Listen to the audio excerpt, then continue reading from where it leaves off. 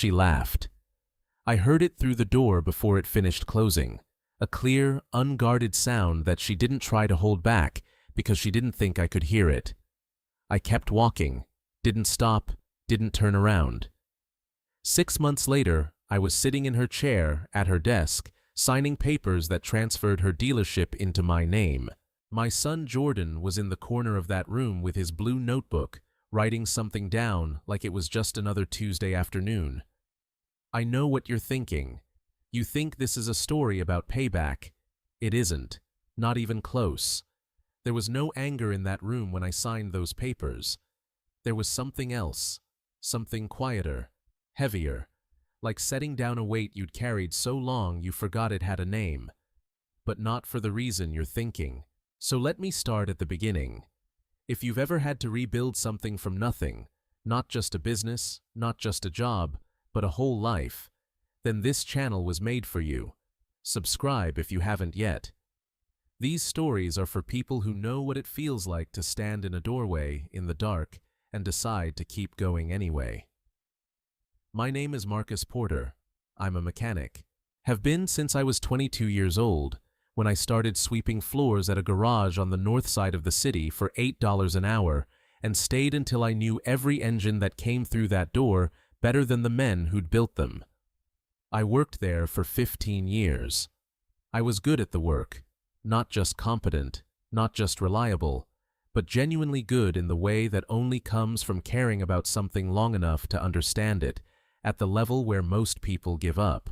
I could hear a problem in a car before I could see it. I could feel a transmission about to fail in the vibration that came through the steering column, the way a doctor feels a pulse and knows it's off before the monitors confirm it. I built that skill over a decade and a half, one job at a time, in a shop where the coffee maker was always broken and the radio only got 2 stations, and I did it without complaining because the work itself was the point. But my name was never on the lease. My partner Roy's was. And when our partnership fell apart the same winter my marriage did, I walked away with my tools, my truck, a duffel bag, and $1,000 in cash that I'd been saving since August for a purpose I hadn't figured out yet. 15 years of showing up, and that's what I walked out with. The apartment I moved into was 2 blocks from a bus stop and 3 blocks from a school I'd chosen for Jordan before I knew how tight everything was going to be. It had 2 small bedrooms, a kitchen with a window that faced a brick wall, and a bathroom where the hot water took 4 minutes to arrive. I'd budgeted for a real bed for Jordan. I'd thought about that specifically, had a number in mind, had looked at a few options online in the first week.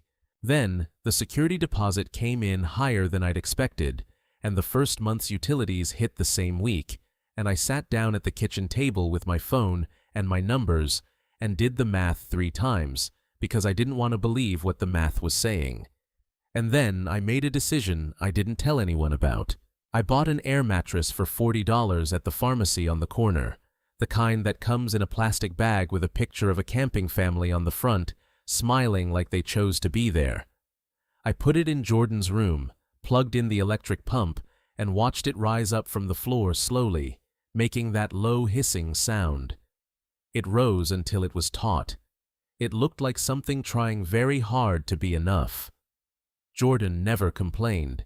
That's the thing I need you to understand about my son before anything else.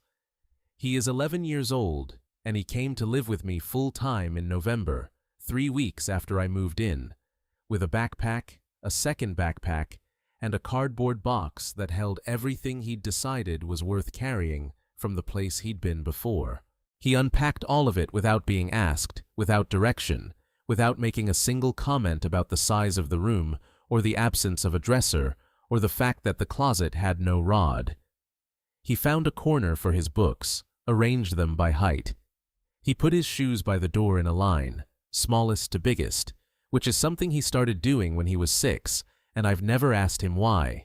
He saw the air mattress on the floor of his room, looked at it for a long moment with his hands at his sides, and then looked at me and said it looked comfortable.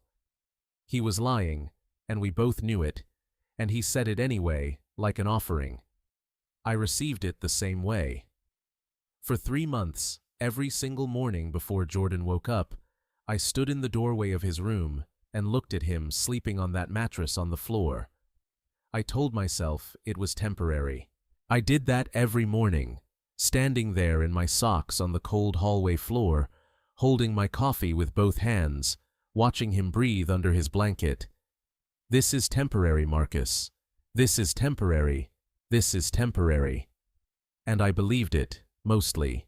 But I also knew that temporary has a way of becoming permanent when you're not paying close enough attention, when the days start moving faster than your plans, when the money coming in is just barely keeping pace with the money going out, and there's nothing left over to close the distance between where you are and where you said you'd be. I knew that math. I'd done it before. The thing about rock bottom is that it feels temporary right up until the moment you realize it isn't. I wasn't going to let it get there. I had the $1,000, and I had my tools, and I had a reputation that 15 years of good work had built quietly, the kind that doesn't advertise itself, but that people remember when their transmission goes out on a Tuesday. The garage came up on a commercial property listing, one of those thin half-sheets that real estate offices leave in a stack near the door, printed on the cheapest possible paper. The address was 6 blocks from the apartment. The price was $1,000. That number was not a coincidence and not generosity. It was someone trying to clear an asset off the books. The listing said the property needed work. What it didn't say was that the previous tenant had left behind 2 car lifts that didn't function, a ceiling with a hole the size of a dinner plate, a concrete floor with oil stains so old and deep they'd become part of the material itself, and a smell of rubber and standing water that I would later stop noticing, but that hit me square in the face the first time I walked through. I stood in the middle of that space and did the calculation I'd been doing for months. I had $1,000. This was a space I could own outright. I called the number on the listing that afternoon.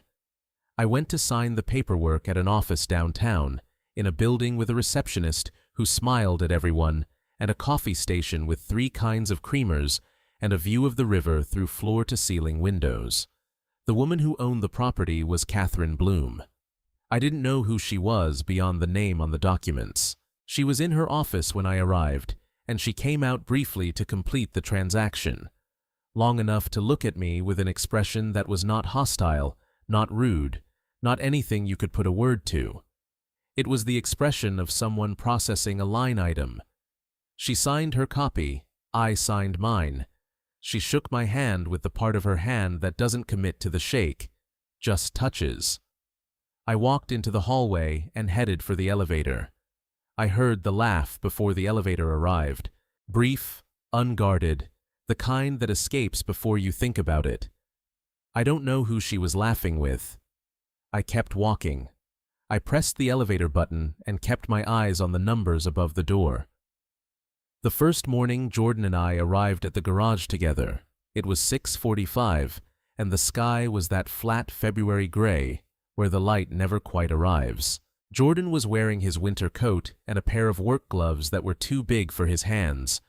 He'd found them in my toolbox and put them on in the morning without asking, which told me he'd already decided what kind of day this was going to be.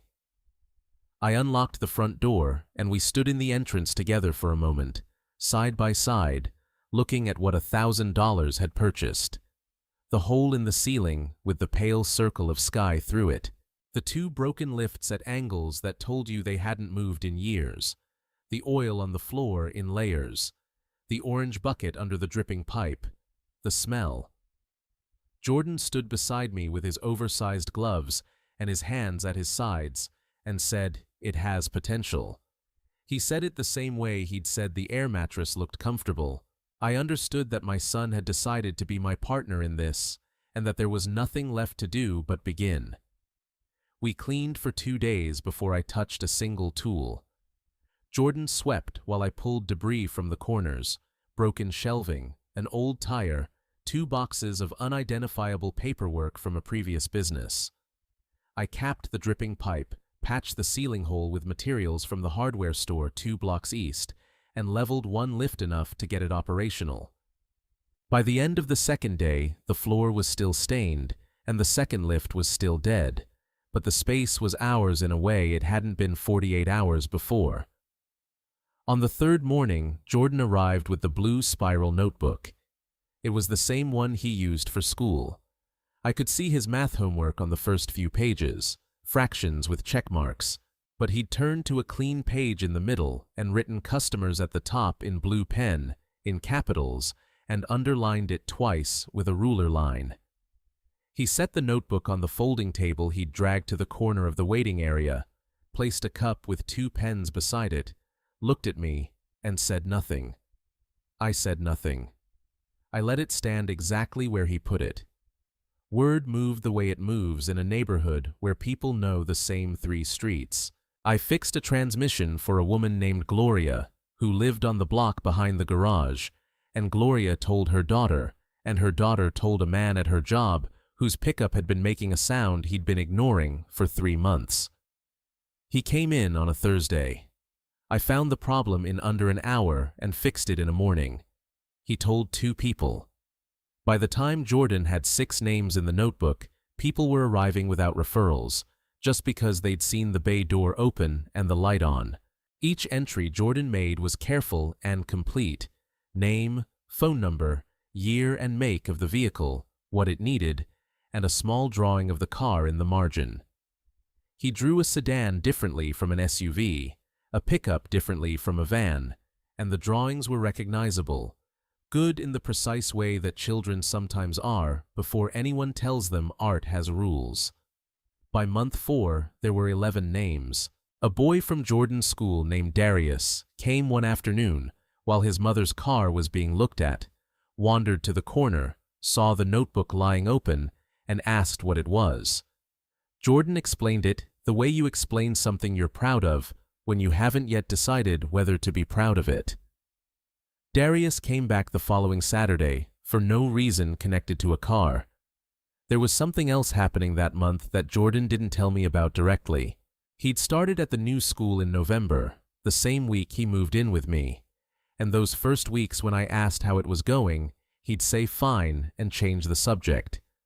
By December, he'd stopped mentioning it at all, which I understood to mean it wasn't fine. I didn't push. Jordan processes things by carrying them quietly until he's ready to set them down, and pushing before he's ready just makes the load heavier.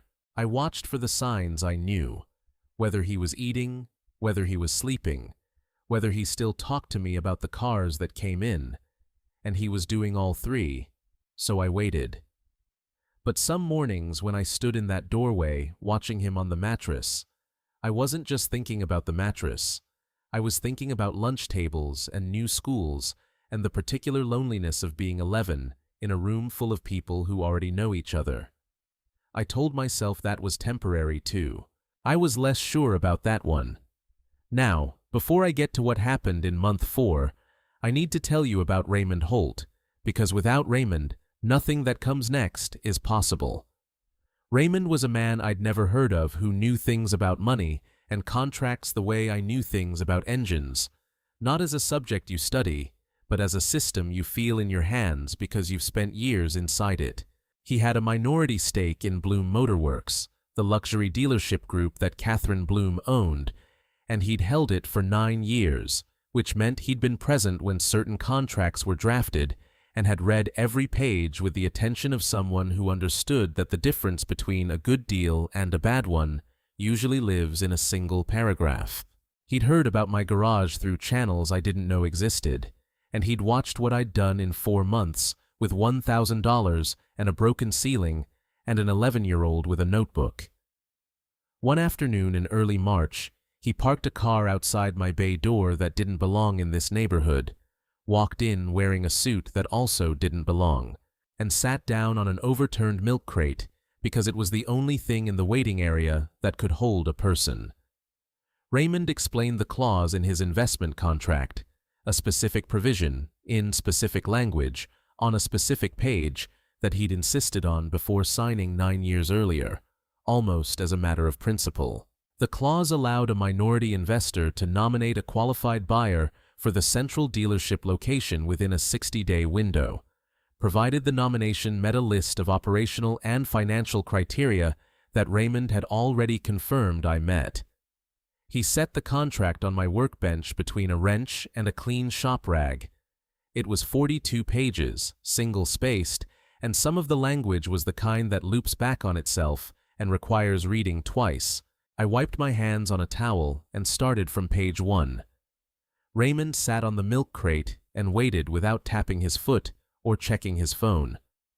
He understood this was not a document you skim, and he respected that I knew it. Jordan was at the folding table in the corner with the notebook open in front of him, working on something. Raymond glanced at the notebook and said somebody in this garage has a system. He wasn't speaking down to Jordan.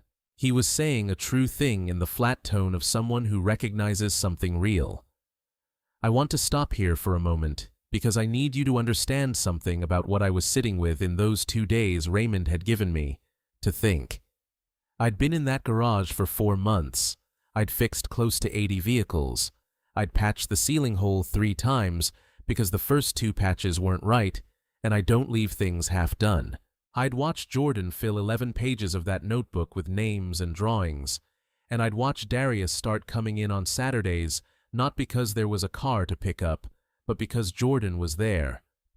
I'd watched a woman named Gloria bring me a container of food she'd made herself because she said her daughter couldn't stop talking about the man who'd fixed her transmission for half what anywhere else would have charged, and because she wanted me to know someone noticed. I was 4 months in, and something was working.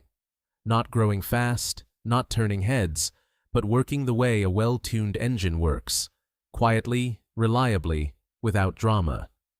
And Raymond was telling me that the man who'd built all of this, in 4 months, with $1,000 and a notebook in his hands, had been nominated to acquire a dealership worth more than anything he'd ever touched.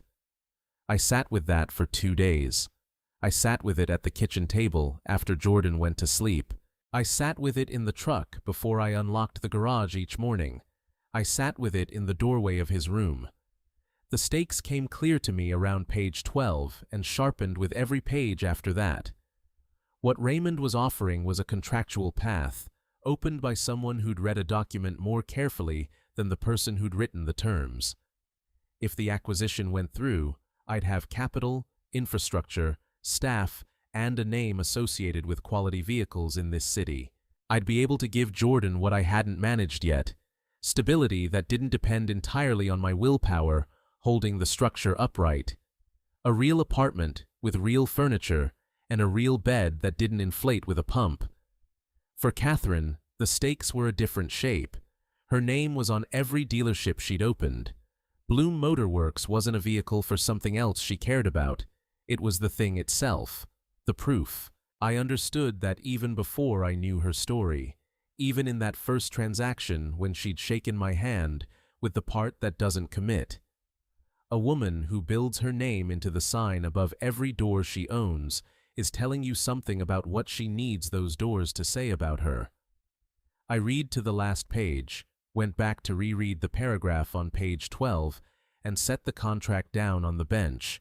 I stood there with my hands flat on the metal surface on either side of it and looked across the garage at Jordan, who had his head bent over the notebook, one hand moving carefully across the page.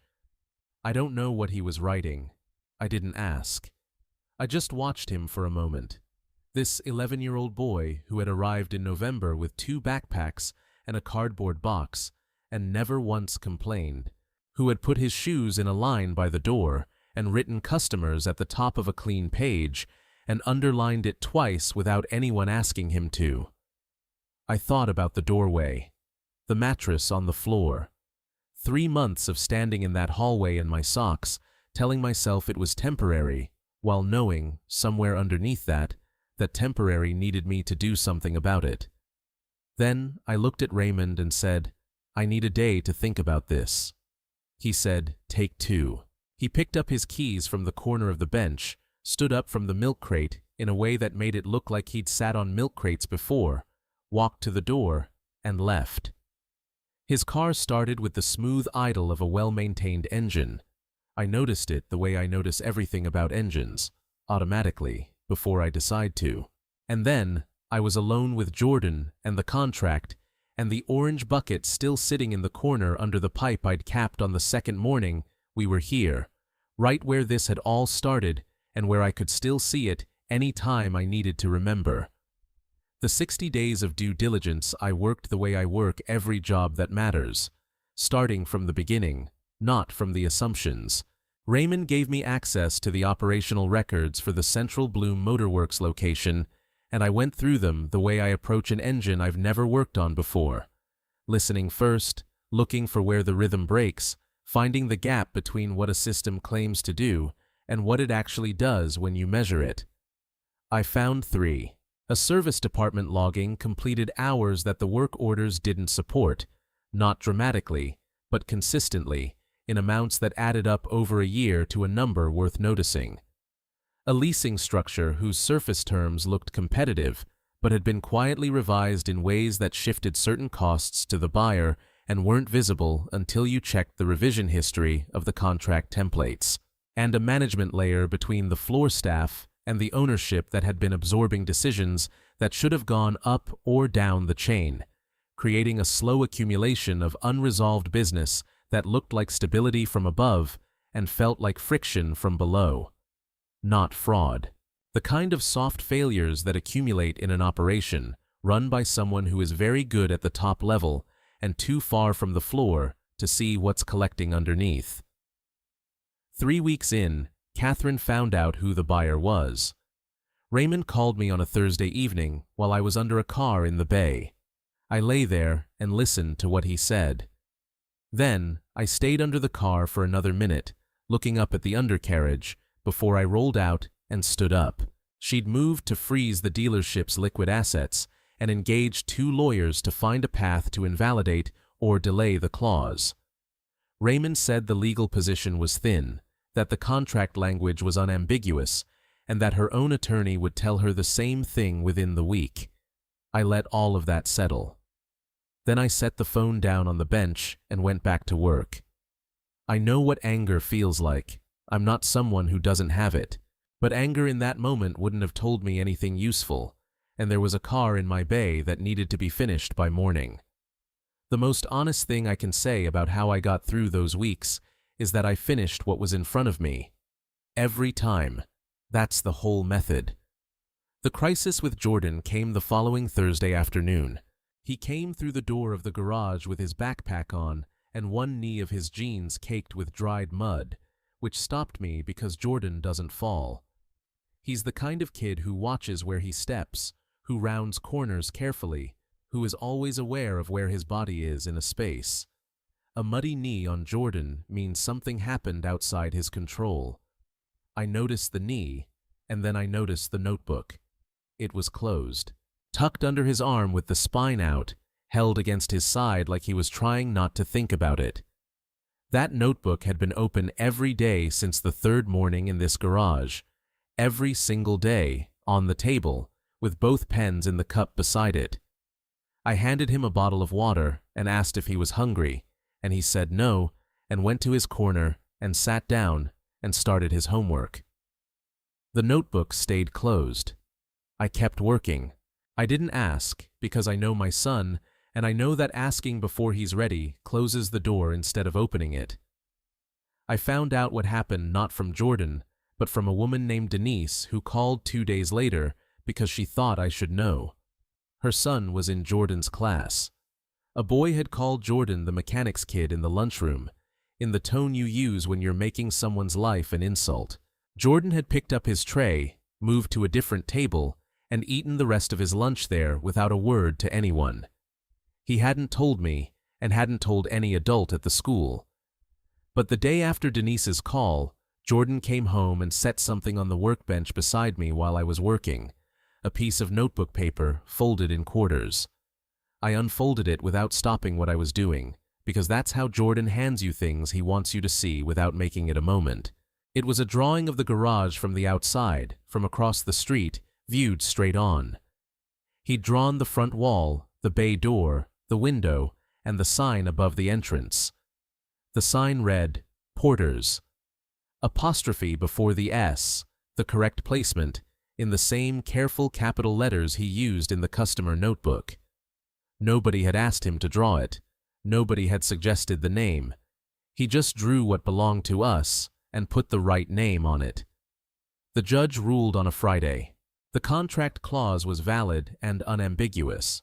The 60-day window was procedurally sound, and there was no grounds for the injunction Catherine's lawyers had sought.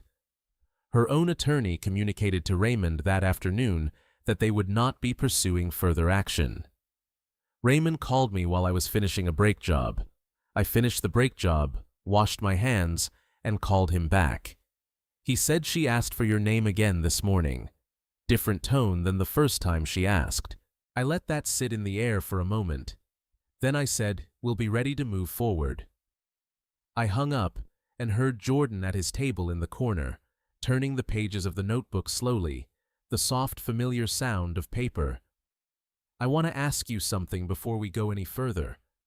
What do you think she was feeling when she asked that name a second time, in a different voice? Leave it in the comments below. I read every one of them. She arrived on a Tuesday, just after 3 in the afternoon. No call ahead, no assistant, no announcement of any kind. I found out from Raymond later that she hadn't told him either. I was in the back office going through a stack of supplier invoices when I heard the bell above the bay door, the small brass bell that Jordan had hung there in the first week because he said we needed to know when someone came in, and I hadn't argued with him. I looked through the small rectangle of glass set into the wall between the office and the waiting area. I saw a woman in a charcoal wool coat, structured bag over one shoulder, standing in the middle of the garage floor, looking at the space with an expression I recognized from the first time I'd walked through it myself. The expression of someone doing the math between what they expected and what they're standing in. Jordan was at the folding table with the notebook open in front of him and a pencil in his hand, his math textbook propped against the wall beside him. He looked up at her the way he looks at everyone who comes through that door, attentive and unhurried, and said, "Can I help you?" exactly the way he always says it, naturally, without performance, the way anyone says it when someone walks through their door and they're the one available to answer. She said she was looking for Marcus Porter. Jordan said, "That's my dad, he's in the back." He looked at her coat and the bag over her shoulder, and then at the plastic chair in the corner, and said, "You can sit down if you want," and pushed it toward her with the side of his foot, the way you move a chair when your hands are occupied, and looked back at his textbook. She sat down. "I want you to hold what just happened there, because I don't think it's possible to understand the rest of this story without understanding that moment." Catherine Bloom had spent 30 years in rooms that arranged themselves for her arrival, rooms where people's posture shifted when her name came up, where she was met at doors and offered the best seat and addressed before she'd finished taking off her coat. She had walked into law offices, conference rooms, dealership floors, bank lobbies, and every one of those spaces had recalibrated in some way when she entered, because her name and her money were signals the room knew how to read. And what she had just encountered, in a garage with a stained concrete floor and a notebook on a folding table, was an 11-year-old boy who didn't know her name, who had no information about what she owned, or what she'd built, or what she'd lost, or what any of it had cost her, who had looked at a person standing in his doorway and pushed the plastic chair toward her with the side of his foot, and then looked back at his textbook. No deference, no adjustment, no distance, no class filter of any kind between him and the basic fact of her. Just a child treating another person like a person in the most uncalculated way imaginable. I thought about what that must have felt like. I'm still thinking about it. I stayed in the back office. I made a deliberate choice to stay there and let it unfold without me in it. Through the glass, I could see Jordan showing her the notebook, turning it around on the table so she could see the entries right side up, pointing to something in the margins, talking in the careful way he talks when he's explaining something he's thought about. His whole posture carried the particular ease of a person showing something they're proud of to someone they've decided, in that moment, to simply trust. No hesitation, no self-consciousness, no awareness of who she was in any room other than this one. I watched Catherine Bloom lean forward over the folding table. Just slightly, the kind of movement you make when something pulls you in before you've decided to let it. And then I watched her hand stop moving on the strap of her bag. She'd been holding that strap since she sat down. She wasn't holding it anymore. I came out when it felt right. She stood when she heard the door, reflexive, trained, then registered she'd done it and settled back, not all the way, sitting at an angle. We talked for close to an hour, not about the dealership, but about the garage. She asked how I'd found the gaps in the operational records, which one I'd seen first, how long the full assessment had taken. I answered the way I answer questions about repairs, directly, without filling space I don't need to fill. She listened with the specific quality of attention of someone who doesn't give it often and knows when something is worth it. At a certain point, she said, without transition, that her husband had left 5 years ago. She said it with the flatness of someone reporting a fact they've made peace with. Then she said her father bought her the first dealership when she was 32. He called it a gift. He never asked what she wanted. She'd spent the years since building more because she didn't know another way to answer a question nobody had actually put to her. I let that land without responding to it. Some things don't need a response. They need the space to finish arriving. Near the end, she said she'd built the last 3 dealerships alone, after the husband left, without a partner or a board or anyone in the room with anything at stake.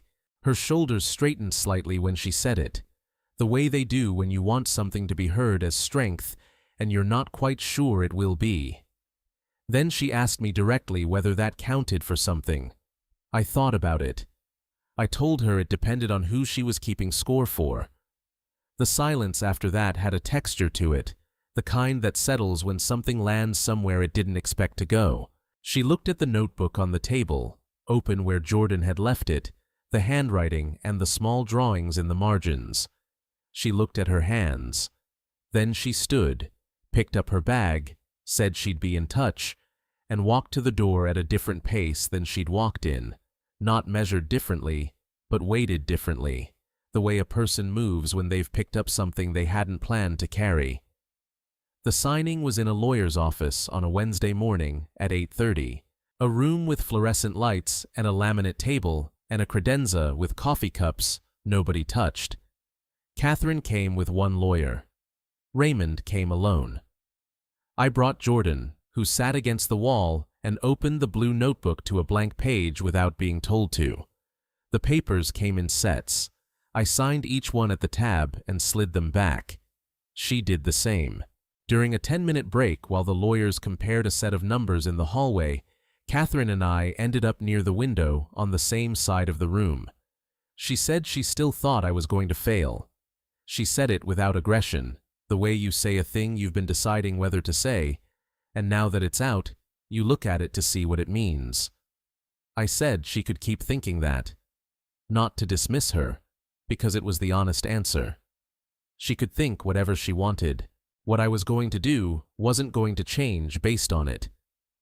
Raymond tried to hand me a check at the end, a consulting bonus beyond the contract, a number that said thank you in the only language that room knew.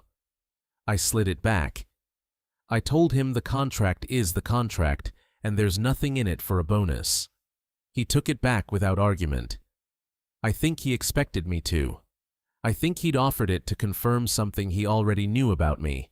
I was glad to confirm it. Jordan put the blue notebook on the shelf in the waiting room of Porter's Motorworks on the morning we opened. He'd thought about where to put it.